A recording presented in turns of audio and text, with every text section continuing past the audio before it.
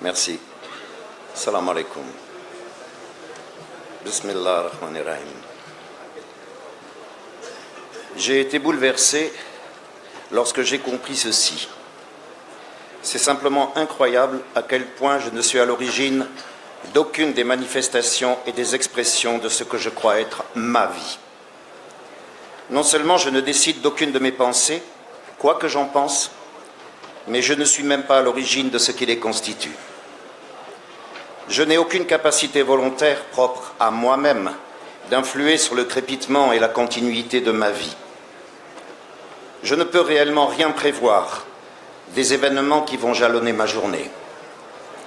Je suis incapable d'affirmer de quoi les lendemains seront faits. Je n'ai bien sûr rien décidé quant à la date de ma naissance sur cette terre, et je suis bien incapable de connaître celle de ma mort. Je ne suis même pas certain que ce que j'appelle ma mort soit une mort. Que j'en sois conscient ou non, les décisions que je crois prendre sont non seulement le résultat d'une multitude de circonstances et d'influences que je ne maîtrise pas, et dont souvent je n'ai pas conscience, mais ce sont souvent uniquement des probabilités. Je n'ai même pas décidé de mes goûts et de mes couleurs préférées. En fin de compte, aucun de mes gestes ne m'appartient. Aucun des instants de ma vie ne m'appartient. Et s'il est vrai que je peux exprimer un désir et m'imposer la volonté de décider d'adopter un comportement plutôt qu'un autre, il me semble aujourd'hui plus prudent de ne pas oublier que le choix d'adopter un comportement plutôt qu'un autre est une possibilité qui précède le choix que je ferai. Enfin, tout ce que je crois apprendre m'est d'abord appris par l'existence préalable de ce que j'apprendrai, et dans tous les cas, le sera par la transmission d'un observateur qui m'aura précédé. On appelle cela un enseignant. Et en effet, il semble prudent de se rappeler que la théorie de la relativité a toujours précédé la découverte d'Albert Einstein, sinon il n'aurait rien eu à découvrir. Il n'est pas le plus petit centième de millième d'un instant de ce que j'appelle ma vie qui m'appartienne. Je me demande encore ce qu'est l'humilité. Peut-être pourrais-je commencer par adopter et porter pour toujours le costume d'un apprenti.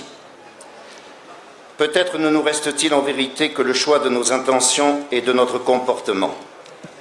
Peut-être pouvons-nous commencer par admettre que l'amour est imprévisible et que nous sommes le fruit de cette immense imprévisibilité infiniment amoureuse qu'est la vie.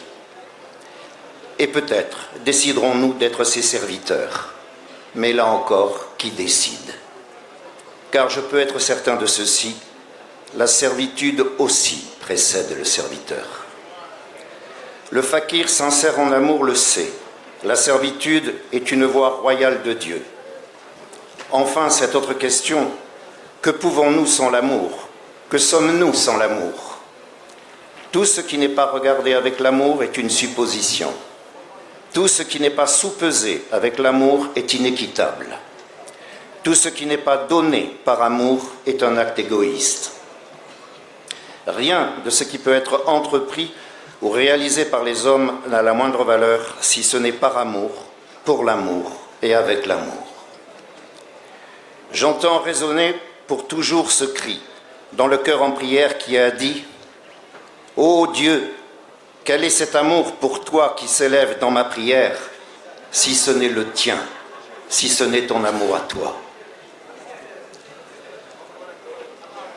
Le soufi sincère dans son engagement dans la voie l'apprend tôt ou tard. L'amour est l'ambassadeur de Dieu sur terre pour les hommes.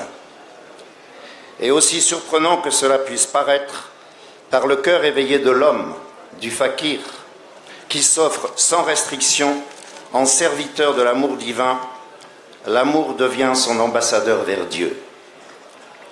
Dans la théologie musulmane, l'homme est ambassadeur. Sur terre, son dépôt est la foi. Mais qu'en serait-il sans l'amour? Dieu voit les cœurs, rien d'autre. Rien d'autre si l'on considère que le cœur est le centre qui englobe les différents états de l'être. Dieu voit qui est dans le cœur de chaque créature humaine. Mesure-t-on vraiment la portée d'un tel lien entre Dieu et les hommes? Il ne s'agit pas d'y croire ou de ne pas y croire. Il s'agit de s'éveiller au sens profond de cette révélation. Dieu voit les cœurs. Cela parle de la qualité réelle de la relation qui nous unit à lui. Cela dit que la foi est une immense ouverture de la conscience. Cela dit que Dieu voit les cœurs qui se rendent visibles à lui. Comment un cœur ignorant de l'amour divin pourrait-il se rendre visible à Dieu s'il ne s'était ouvert à la conscience de son appartenance à Dieu, justement, et de l'omniprésence de Dieu dans chaque instant de sa vie? Lorsque j'ai lu la présentation de ces 12e rencontres internationales du soufisme, j'ai été à la fois touché et surpris par cette proposition magnifique qui pose l'amour en maître de la diplomatie entre les peuples, les cultures, les communautés humaines interreligieuses et d'une manière globale toutes les singularités humaines. Là où le cœur humidifié d'amour parle de singularité, l'ego, lui, oppose la différence, qu'il présente le plus souvent comme irréconciliable. Alors l'intolérance s'installe, l'incompréhension, les conflits, les tentations hégémoniques et finalement le rejet de l'autre. Sidi Hamza, la paix soit sur lui, nous avait dit en après-midi: ne laissez pas votre tête s'emparer de votre cœur. Oh, combien cela est clair et juste. Voyons bien ceci. Nous pensons bien plus la vie que nous l'aimons. Le plus déroutant reste que finalement, nous sommes la plupart du temps en réalité pensés par nos pensées. Je vous propose un petit constat en guise d'illustration de ce qui précède. Un oiseau chante, nous entendons l'oiseau chanter. La pensée de l'oiseau qui chante est portée par le chant de l'oiseau lui-même. La pensée est matière. Sans un support matériel, la pensée ne peut ni se constituer, ni s'élaborer, ni se véhiculer jusqu'à son point de résonance, le mental. Notre outil mental réalise une sorte de tour de prestidigitation incroyable. Il transforme toutes les matières, leurs mouvements, leur consistance et toutes leurs caractéristiques en une autre matière, les pensées. Les pensées sont donc le produit de la transformation de la matière par notre outil mental. Il s'agit donc d'une fonction biologique. Il en va bien autrement avec l'amour. L'amour est la manifestation de ce qui constitue notre nature profonde, pas de nos fonctions. Comme il a été dit, il ne peut y avoir de connaissance sans amour. Mais l'amour sans connaissance, oui, au sens où l'amour amène la connaissance, mène à la connaissance, élève à la connaissance. Alors l'amour peut-il être le grand médiateur entre les hommes et leur ego, entre les hommes eux-mêmes, entre les hommes et leur monde, entre les hommes et Dieu?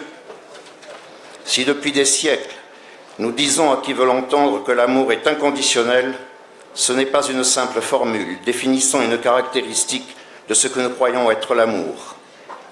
C'est plutôt que l'amour pour un humain incarné dans le monde, cet écrin magnifique confié par Dieu, cet amour n'est pas une option, il n'est pas négociable, il n'est pas une simple possibilité à vivre, il est la condition même de la vie, car il est l'origine de toute chose. Toutes les souffrances de ce monde, tous ces dysfonctionnements, toutes les perversions, tous les conflits, finalement la plus grande maladie de ce monde, son plus grand péril est le manque d'amour. Le manque d'amour peut mettre un terme à notre survie sur cette terre, probablement plus sûrement encore que le réchauffement climatique. Le manque d'amour, c'est l'avènement du règne de l'égoïsme, de la cupidité, de l'individualisme et de la division. Est-il encore aujourd'hui nécessaire de tirer une conclusion sur le désastre auquel nous mène notre absence à la miséricorde? Alors oui, il se dévoile que l'amour est sans aucun doute la seule force diplomatique capable de nous guider vers une négociation salutaire avec les aspects infantiles et terriblement destructeurs de notre égoïsme. En un mot, de notre incroyable inconscience. Aujourd'hui, je ne me pose plus la question. Je pose clairement que je ne crois pas que quoi que ce soit puisse être fait sans l'amour. Seule la puissance médiatrice de l'amour peut nous libérer de notre peur. Même dans le domaine des sciences, l'amour peut être un médiateur et un révélateur exceptionnel. Si nous pouvions voir le contenu spirituel de chaque découverte scientifique, nous ne douterions plus de la prééminence de l'amour et de la présence de Dieu en toutes choses. L'amour est là partout, finalement tellement visible. L'air autour de nous est un conglomérat d'amour.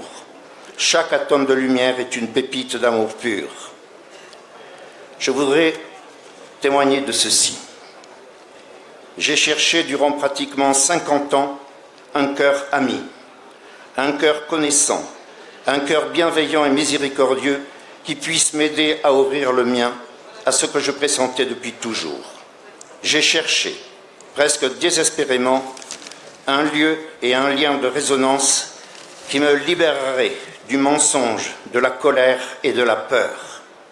Une âme amie qui m'arracherait aux griffes du doute et de l'indignité, et surtout qui m'aiderait à rallumer la flamme de l'amour dans mon cœur. Mais pas un amour pour moi, car j'avais déjà compris que c'était vain. Seul l'amour pour l'autre importait. Seule la possibilité juste, une petite possibilité d'ouverture à la miséricorde, m'apparaissait déjà comme un grand miracle. Et le miracle a eu lieu.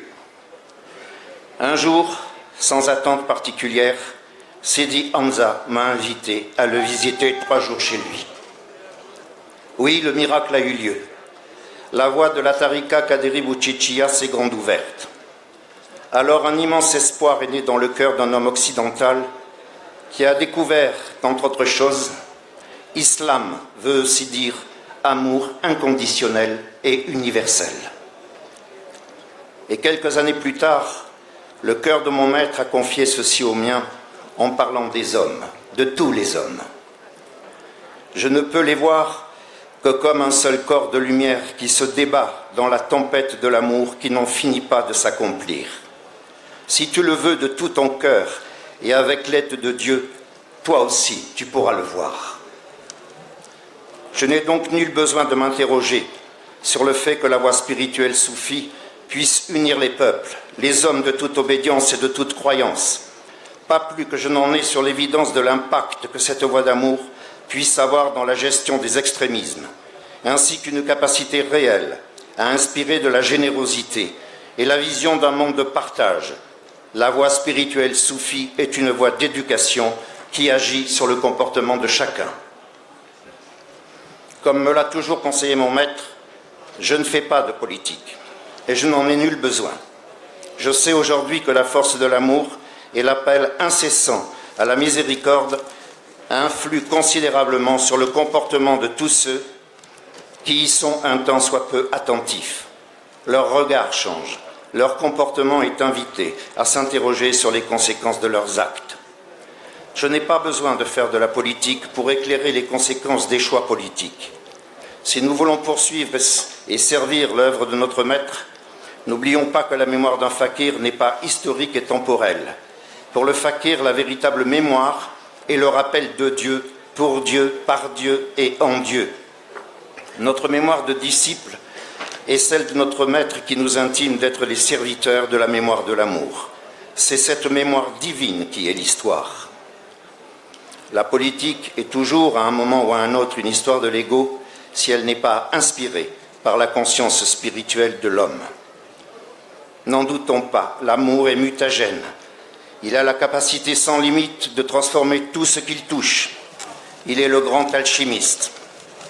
Je ne vois pas comment il peut dans ce monde être mené une mission diplomatique d'envergure pour sortir des guerres, des inégalités, des injustices, de l'inconscience collective sans la culture de l'amour. Nous n'avons pas d'autre tâche que celle de répandre l'amour autour de nous, de devenir une traînée d'amour qui ensemence de la lumière sur son passage. Nous n'avons rien d'autre à faire que devenir une gratitude et une miséricorde vivante pour ce monde et chacun de nos frères humains, comme nous le demande Sidi Jamal. Et pourtant, il suffit à un homme d'1 seconde par jour pour citer Dieu. Alors Dieu n'est plus oublié. Juste 1 seconde par jour. Un fakir qui prie 10 heures dans sa journée comble donc le vide de 36 000 hommes qui ont oublié Dieu. 80 fokaras qui prient ensemble 10 heures dans une journée comble le vide de 2 880 000 hommes qui ont oublié Dieu. Je vous laisse imaginer ce que peuvent faire 1000 Phocara. Le soufisme peut transformer le monde. Lors d'une petite conférence en France, et j'en aurai presque terminé, un homme a demandé la parole. Il voulait juste me dire que j'étais un utopiste. Je lui ai répondu ceci. Probablement avez-vous raison, mais laissez-moi vous faire part de la réflexion qui, depuis maintenant un certain nombre d'années, guide mon cœur et mes pas dans ce monde. Dans ce monde que vous voulez être sans utopie, je suis triste, malheureux et déprimé. Tout y est gris et opaque. Dans le monde que je nourris tous les jours de mes prières et que j'arrose sans cesse avec le dhikr, je suis gai, plein d'énergie et je baigne dans la lumière.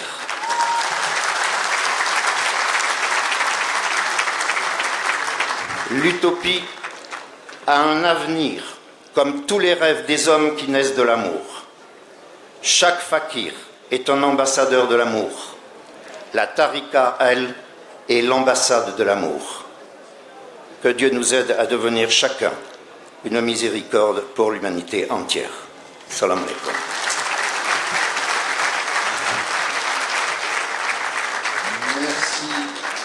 Merci, mille merci pour M. Falguière qui a voulu élever nos âmes et nos cœurs vers la station de l'amour dont il était question dans son intervention. On le remercie pour sa prose qui nous a élevés vers la poésie